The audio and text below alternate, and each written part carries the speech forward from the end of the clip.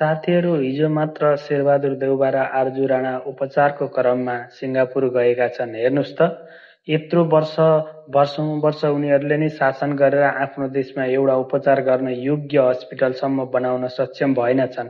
अनि यिनीहरूले कति देश विकास गरे भनेर तपाईँ हामीले देख्न सकिरहेका छौँ।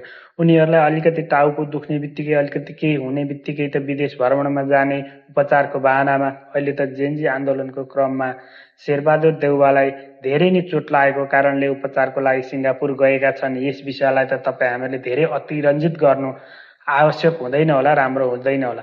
तर देशको यत्रो ठुलो बागडोर सम्हालेका, यति धेरैचोटि प्रधानमन्त्री भएका, देशको सबैभन्दा धेरै प्रधानमन्त्री हुनेको लिस्टमा नै नाम भएका व्यक्तिले पनि आफ्नो देशमा आफ्नो लागि उपचार गर्न सक्षम हस्पिटल बनाउन नसक्नुलाई भने आम नेपाली जनताले प्रष्ट रूपमा जान्नुपर्छ र यो कुरालाई नेपाली जनताले मनन गर्नुपर्छ। नेताहरूले घुसखोरी र भ्रष्टाचारमा नै आफ्नो शासन सत्ता बिताएको त तपाईँ हामीले देखि नै रहेका छौँ। अहिले झन् यसले धेरैले उनीहरूको भ्रमण र उपचारको बानामा सिङ्गापुर जानुले झन् यसलाई प्रष्ट पारेको छ।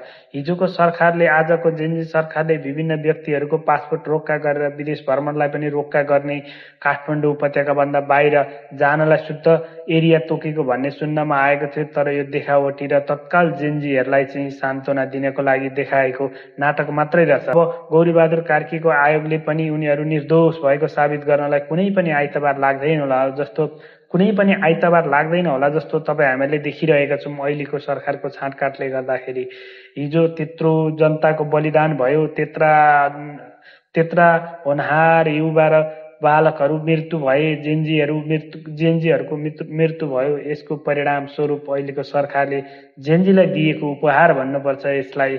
जेनजीहरूले ठूलो धोका पाएका छन्। जेनजीहरूले जितेको युद्ध पनि नराम्रोसँगले हारेका छन्। एउटा सक्षम व्यक्तिको हातमा सत्ता दिन नसक्दा जेनजीहरूले भोग्नु परेको यो पीडा नेपालको इतिहासले कहिले पनि बिर्सिने छैन।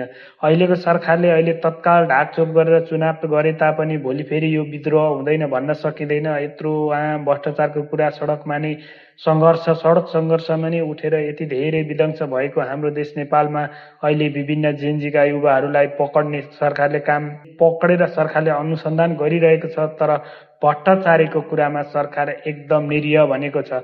अहिलेको सरकार पनि बाहिर बसेका दलहरूले नै उनीहरूकै इसारामा चलिरहेको देखिन सकिन्छ। तपाईँ हामीले प्रष्ट के जेनजीहरूले चाहेको सरकार यस्तै नै थियो त? शेरबहादुर देउबा र आरजु राणाहरूलाई चाहिँ विदेश भ्रमणमा सहित रोक लाउनु पर्ने आवाज उठिरहेको बेला सरकारले उनीहरूलाई विदेश भ्रमणमा छोडिदिएको छ।